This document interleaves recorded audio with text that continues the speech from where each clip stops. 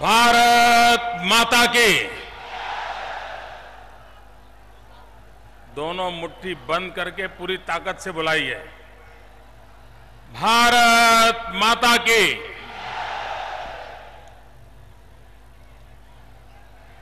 रौरे मन के जोहार।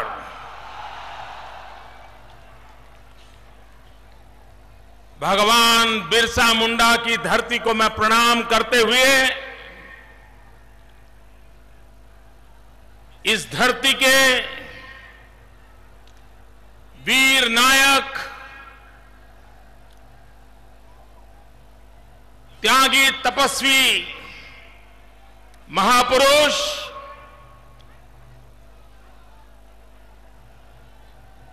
और जिसकी श्रृंखला निरंतर बनी रही है, सिद्धो हो, कान्हो हो, चांद हो, भैरव हो, ठाकुर विश्वनाथ सहदेव हो, शेख भिखारी जी हो, नीलांबर जी की बात करें या पीतांबर जी की, गणपत राय जी का पुण्य स्मरण करें, कितने कितने महापुरुष जिन्होंने इस भूमि को अपने बलिदान से, अपने त्याग तपस्या से, अपने समर्पण से सिंचित किया। ऐसी इस पवित्र भूमि को मैं शत शत वंदन करता हूं। मंच पर विराजमान भारतीय जनता पार्टी के राष्ट्रीय अध्यक्ष आदरणीय श्री राजनाथ सिंह जी, प्रदेश भाजपा के अध्यक्ष डॉक्टर रविंद्र राय जी, आदरणीय यशवंत सिन्हा जी, श्री करिया मुंडा जी, श्री अर्जुन मुंडा जी, रमापति राय त्रिपाठी जी, सौदान सिंह जी, रघुवर दास जी, सरयू राय जी, अभयकांत प्रसाद जी, प्रोफेसर दुखा भगत जी, यदुनाथ पांडे जी, लुइस मरांडी जी, डॉक्टर दिनशा गोस्वामी जी, श्रीमान पीएन सिंह जी, राम टहल चौधरी जी, मंच पर विराजमान सभी वरिष्ठ महानुभाव और विशाल संख्या में पधारे हुए प्यारे भाई और बहनों,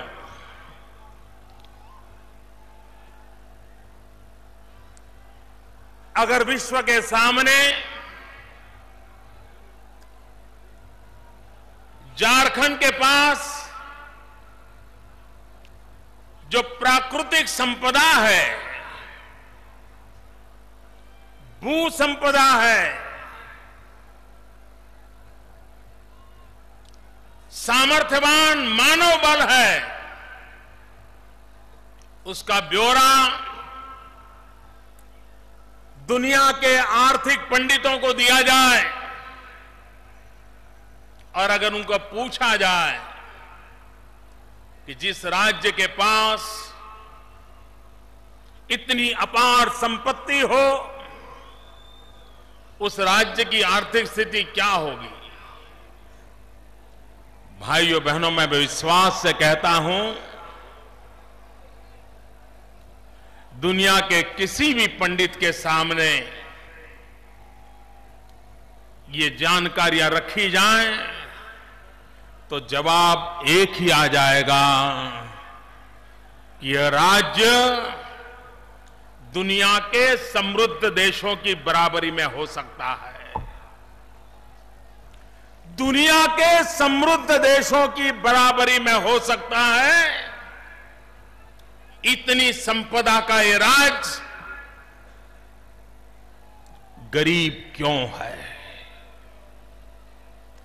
अमीर राज्य की गोद में गरीबी क्यों पल रही है? इसका जवाब आजादी के बाद जिन्होंने इस देश की बागडोर संभाली है, उस दल ने, उनके नेताओं ने और उनकी सरकारों ने जवाब देना पड़ेगा। भाइयों बहनों, देश आजाद हुआ तब से अलग झारखंड की भावना प्रबलता के साथ प्रकट होती रही। झारखंड के लोग अपने भाग्य का फैसला खुद करना चाहते थे। अपने सामर्थ्य का, अपने शक्ति का उपयोग अपने लोगों की भलाई के लिए करना चाहते थे। लेकिन 50 साल तक दिल्ली की सल्तनत ने झारखंड की आवाज नहीं सुनी। झारखंड बनाने की मांग को ठुकरा दिया गया। कभी कभार उसे दबाया गया, दबोचा गया। भाइयों बहनों, ये अटल बिहारी वाजपेयी थे जिन्होंने झारखंड के सामान्य लोगों की भावनाओं को समझा, उनकी आशा आकांक्षाओं को समझा और झारखंड राज्य का निर्माण हुआ। भाइयों बहनों, हम अटल बिहारी वाजपेयी जी के सदा सर्वदा आभारी रहेंगे कि उन्होंने हमें झारखंड दिया, अपना भाग्य अपने हाथों से बनाने का अवसर दिया। और मुझे विश्वास है मित्रों, जिन सपनों के साथ, जिन उम्मीदों के साथ वाजपेयी जी ने झारखंड बनाने के लिए सोचा, उन उम्मीदों को हमें पूरा करना है। उस महापुरुष की आशा आकांक्षाओं को पूर्ण करने का हमें संकल्प करना है। और अटल जी के मन को आनंद तब आएगा जब हम उनके सपनों का झारखंड बना करके उनके चरणों में प्रस्तुत करेंगे, तब जाकर के उनके जीवन का सर्वाधिक आनंद होगा। भाइयों बहनों,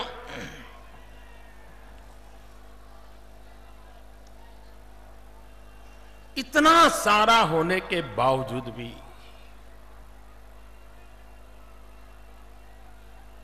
झारखंड की गरीबी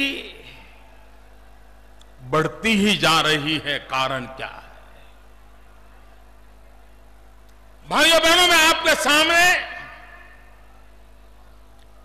3 राज्यों का उदाहरण देना चाहता हूं। इन 3 राज्यों का निर्माण वाजपेयी जी के हाथों से हुआ।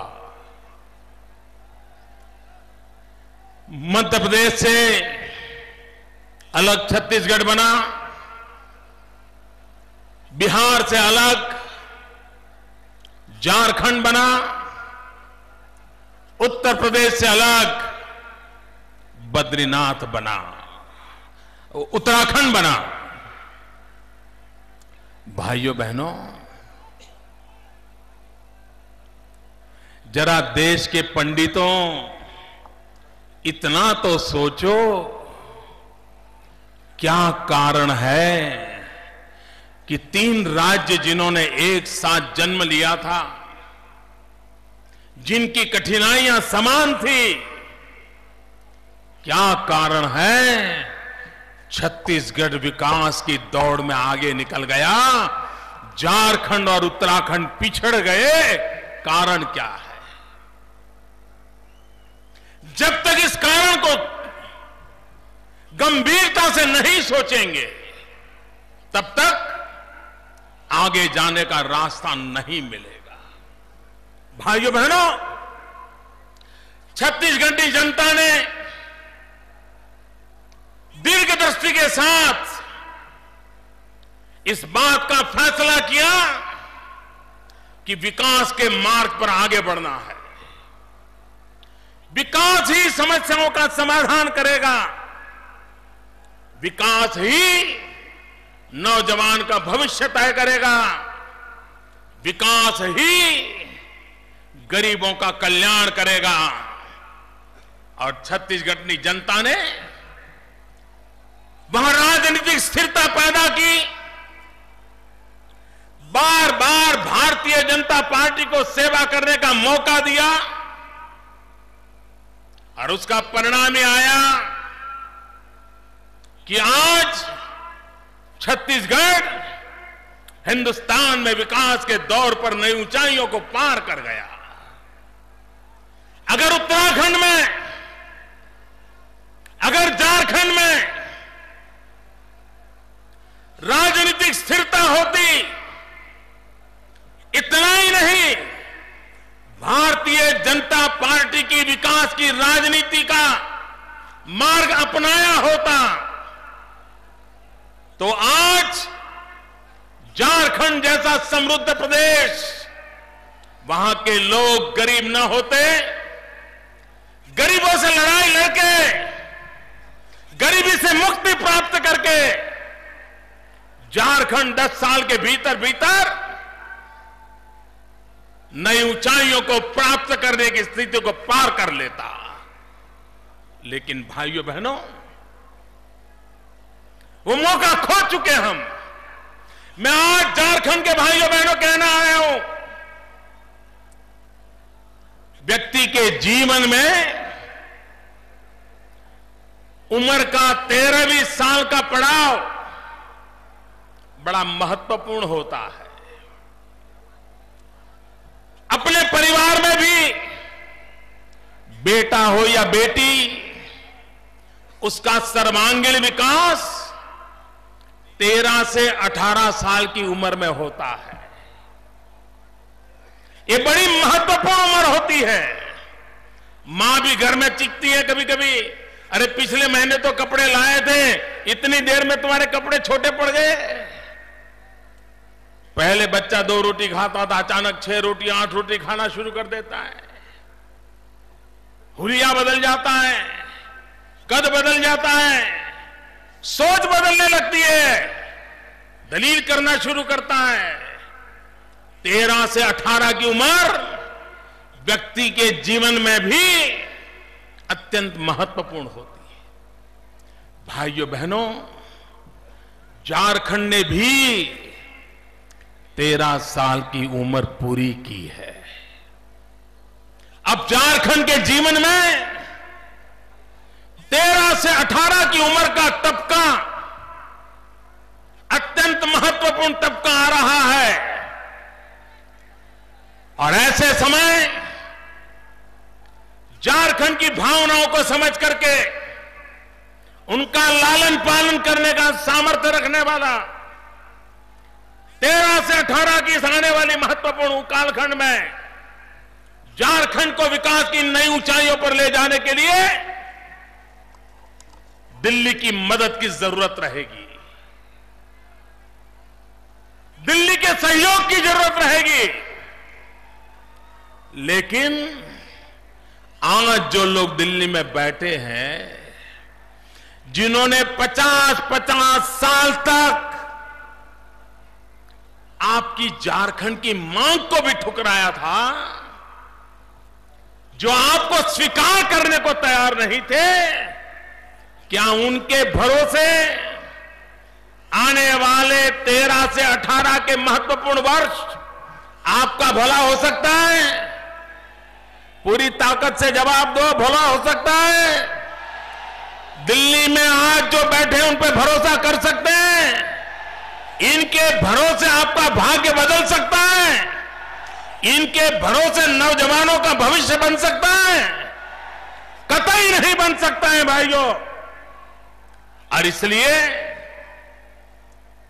झारखंड में 14 सीटें हैं।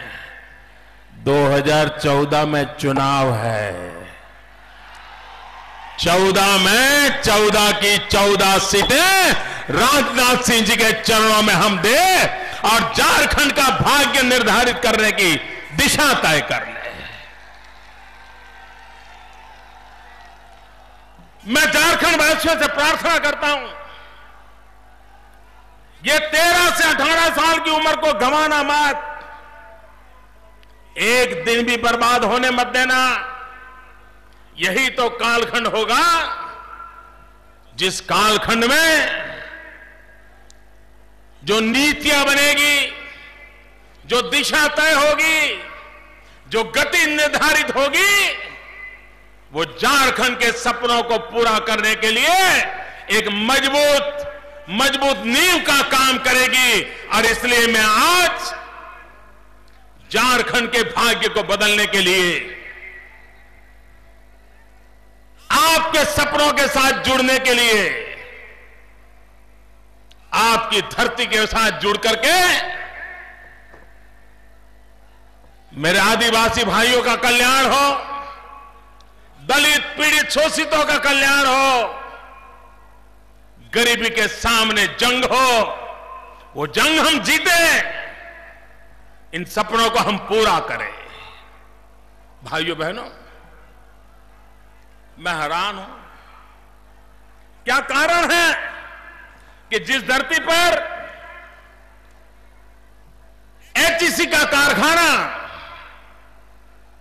जो कभी बहुत गर्व किया जाता था, विकास की धरोहर के रूप में माना जाता था, क्या कारण हुआ, वो भी लड़खड़ा गया। बेरोजगारी का मंजर मंडराने लगा। क्यों? मूल कारण यह है भाई, न इनको विकास की चिंता है, न इनको सुशासन की चिंता है। 2001 में जब मुझे गुजरात का दायित्व मिला तो हमारे यहां भी एक सरकारी पीएसयू था, गुजरात स्टेट फर्टिलाइजर कॉर्पोरेशन। और मुझे मेरी पहली मुलाकात में वहां के यूनियन वाले मिलने आए। बोले, मोदी जी इतने साल नौकरी की, जीएसएफसी बंद हो रहा है, हम जाए तो जाए कहां, इस उम्र में हमें नौकरी कौन देगा। मैंने कहा मुझे 3 वीक दे दीजिए, हम आपको रास्ता क्या हो सकता है उसकी चर्चा करेंगे। मैं नया था, पहला ही दिन था मुख्यमंत्री के नाते। भाइयों बहनों, हिंदुस्तान में पीएसयू जो बनते हैं, देखते ही देखते वो लड़खड़ा जाते हैं, गिर पड़ते हैं। या तो उसको बेचने की नौबत आती है, या तो उसको ताले लगाने की नौबत आती है और लोग बेरोजगार हो जाते हैं। हमने कहा हम ये 2 रास्तों पे नहीं चलेंगे, हम तीसरा रास्ता अपनाएंगे। और हमने तय किया कि हमारे उस गुजरात स्टेट फर्टिलाइजर कॉर्पोरेशन को हम प्रोफेशनलिज्म की ओर ले जाएंगे, टेक्नोलॉजी अपग्रेडेशन करेंगे, मैनेजमेंट में सुधार लाएंगे, फालतू खर्चों को कम करेंगे। और भाइयों बहनों, मैं आज विश्वास से कहता हूं कि लुढ़का हुआ हमारा एक पीएसयू आज सबसे अधिक मुनाफा करने वाला पीएसयू बन गया। लोगों की रोजी रोटी की गारंटी हो गई। क्या देश में नहीं हो सकता है? हो सकता है। इरादे चाहिए, सिर्फ वादे नहीं और इरादे भी नेक चाहिए, नेक इरादे तब जाकर के होता है। लेकिन न इनके पास इरादे हैं, न इनके पास इरादों में नैतिकता है। भाइयों बहनों, पुराने जमाने में हम कथा सुनते थे। पुराने जो अपने पुराण है उसमें आता था कि ऐसी ऐसी घटना घट रही थी और अचानक एक आकाशवाणी हुई और उस आकाशवाणी से ये संदेश सुनने को मिला। ऐसा हमारे पुराणों में बहुत कथा आती है। भाइयों बहनों, इन दिनों अगर हम गौर से देखें तो ऐसा ही चल रहा है। जो खुद जिम्मेवार है, ये परिस्थिति पैदा करने के लिए जो जिम्मेवार है, परिस्थिति से बाहर निकालने की जिनकी जिम्मेवारी है, देश की जनता ने जिनको बागडोर दी है, वे भी जैसे पुराने जमाने में आकाशवाणी हुआ करती थी वैसे आकाशवाणी की तरह शब्दों को छोड़ देते हैं, कोई दायित्व निभाते नहीं है, पत्रकारों को बुलाते हैं और जैसे उनका कोई लेना देना नहीं, महंगाई से उनकी जिम्मेवारी नहीं, भ्रष्टाचार से उनकी जिम्मेवारी नहीं, अचानक आकाशवाणी करके छुप जाते हैं। भाइयों बहनों, पुराणों में आकाशवाणी लोगों को सोचने के लिए मजबूर करती थी। आज के जमाने में आपकी आकाशवाणी आपके छल कपट को प्रदर्शित करती है। जनता की आंख में धूल झोंकने का आपका प्रयास साफ साफ दिखता है। आप मुझे बताइए भाइयों बहनों, महंगाई कम होनी चाहिए कि नहीं होनी चाहिए? गरीब के घर में चूल्हा जलना चाहिए कि नहीं जलना चाहिए? गरीब के बच्चों को रात को खाना मिलना चाहिए कि नहीं मिलना चाहिए? क्या ये जिम्मेवारी सरकार की है कि नहीं है? ये जिम्मेवारी दिल्ली सरकार की है कि नहीं है? लेकिन ऐसे कह रहे हैं जैसे उनकी जिम्मेवारी नहीं है। और अभी तो कह दिया कि हमने मुख्यमंत्रियों को कह दिया है। मैं आज रांची की धरती पर, मीडिया के मित्र गौर करें, देश में महंगाई को लेकर के तूफान खड़ा हुआ, प्रधानमंत्री को मुख्यमंत्रियों की मीटिंग बुलाने के लिए मजबूर होना पड़ा।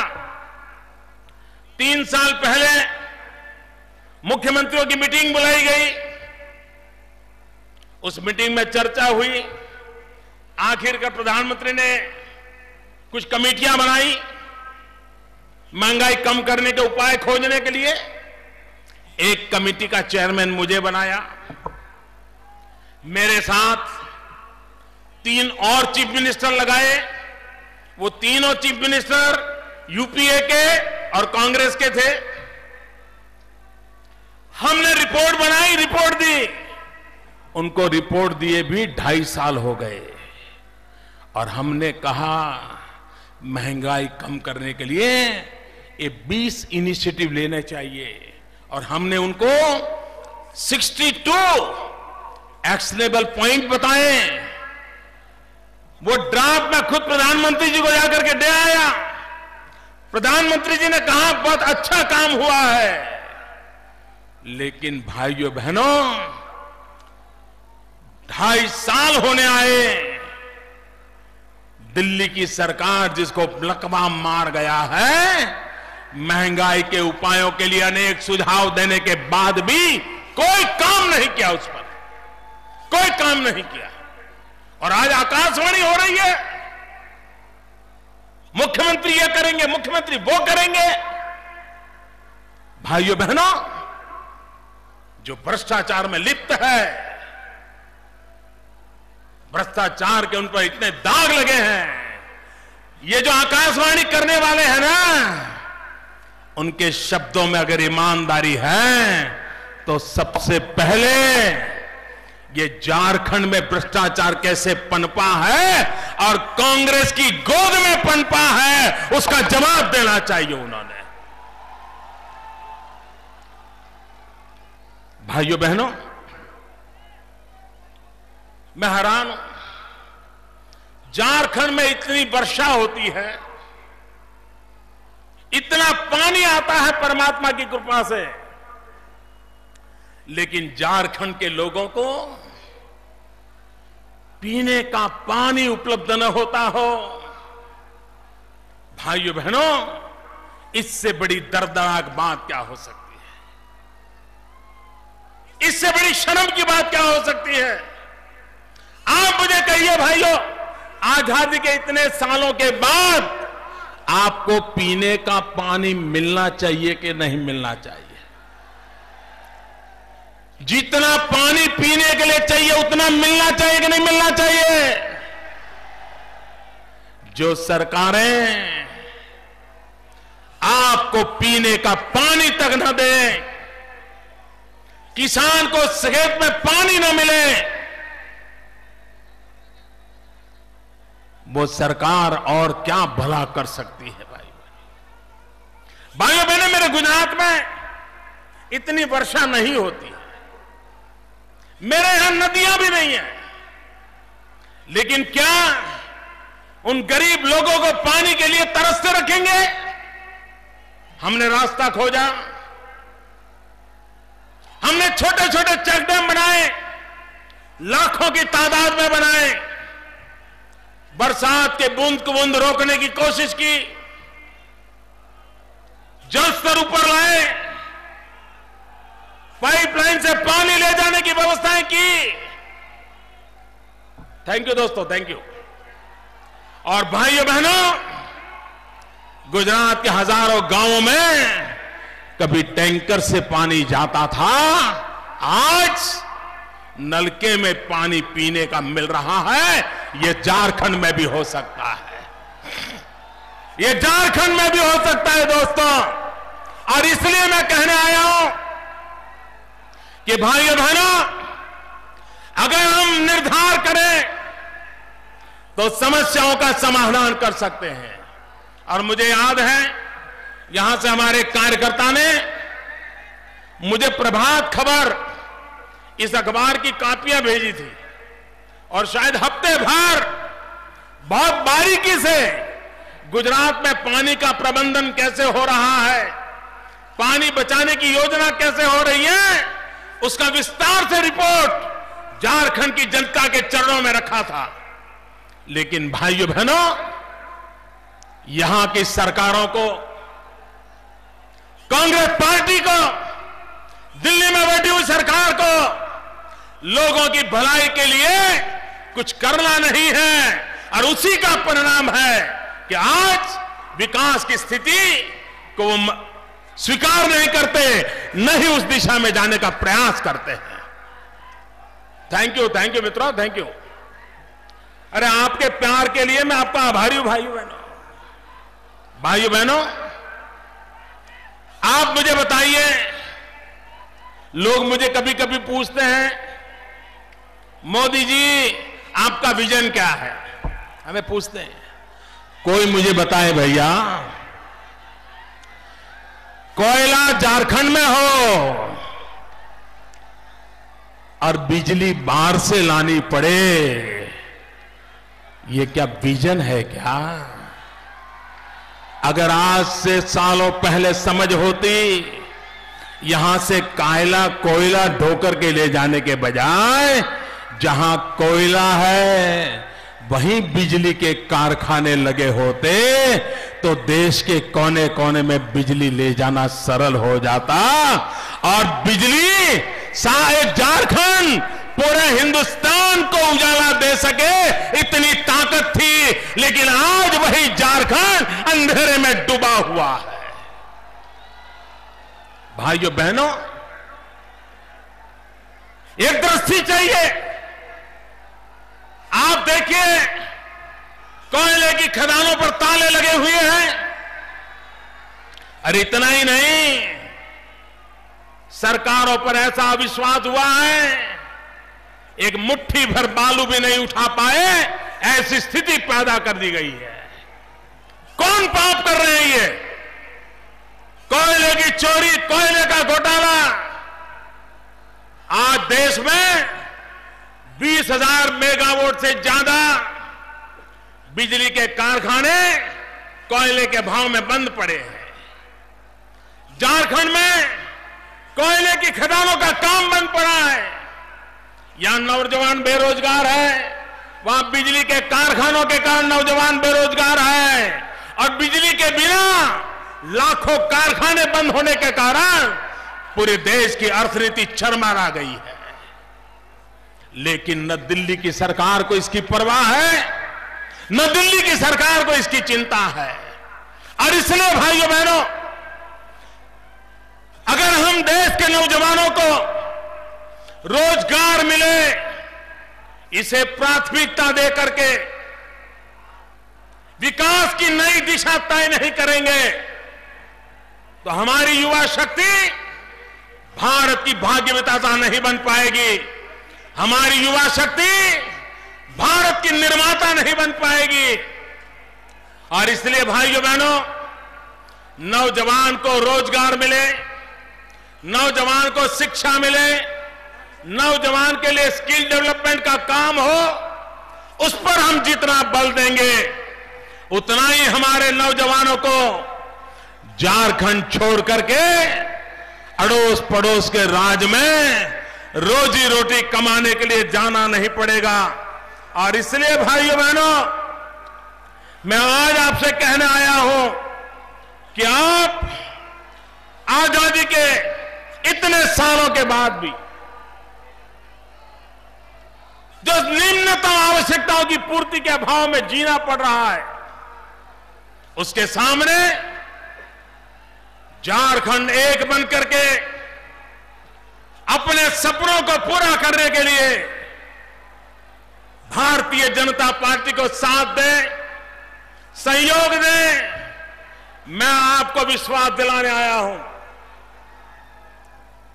झारखंड के भाग्य के निर्माण में भाजपा में दिल्ली की सरकार बनेगी तो कभी हम कोताही नहीं बरतेंगे, कभी हम पीछे नहीं रहेंगे।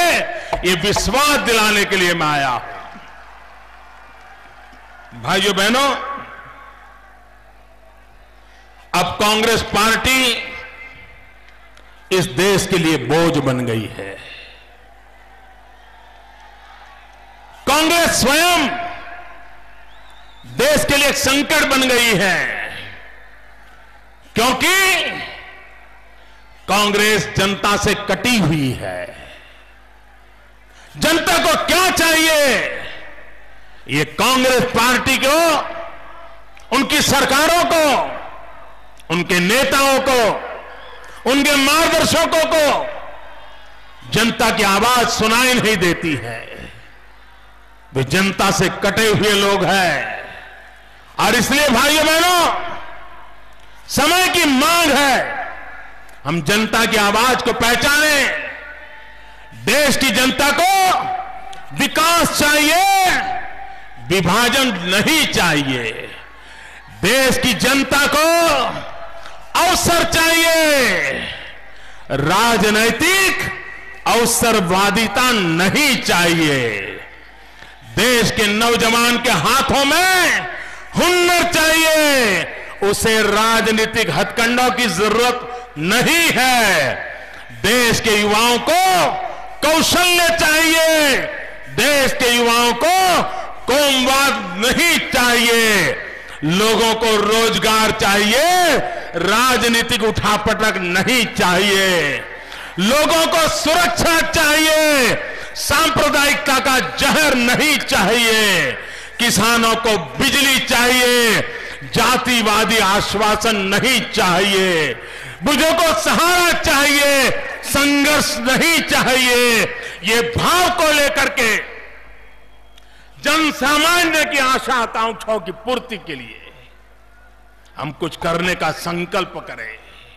भाइयों बहनों, ये आकाशवाणी करने वाले लोग न देश का भला कर सकते हैं, न देश के सपने पूरे कर सकते हैं। झारखंड के मेरे भाइयों बहनों, यह ऐतिहासिक रैली है। मैं जब हेलीकॉप्टर से देख रहा था, मीलों तक लोग कतार लगा करके आ रहे थे। पता नहीं अभी भी पहुंच पाए होंगे कि नहीं पहुंच पाए होंगे। ये दृश्य अपने आप में देश के भविष्य की तस्वीर दिखा रहा है दोस्तों। और भाइयों बहनों, मैं साफ देख रहा हूं 2014 का चुनाव, ये चुनाव एक जन आंदोलन बन जाएगा जो कुशासन के खिलाफ जंग में परिवर्तित होगा, जो सुशासन के लिए नई सरकार को स्थापित करने का आधार बन जाएगा। और इसलिए भाइयों बहनों, विकास के मंत्र को लेकर के हम आगे बढ़े, नौजवानों का भविष्य तय करें, माताओं बहनों के सम्मान और सुरक्षा को प्राथमिकता देते हुए विकास के मार्ग पर ही चलना होगा। इसी शुभकामनाओं के साथ आपका बहुत बहुत धन्यवाद। फिर एक बार आप सबको जोहार।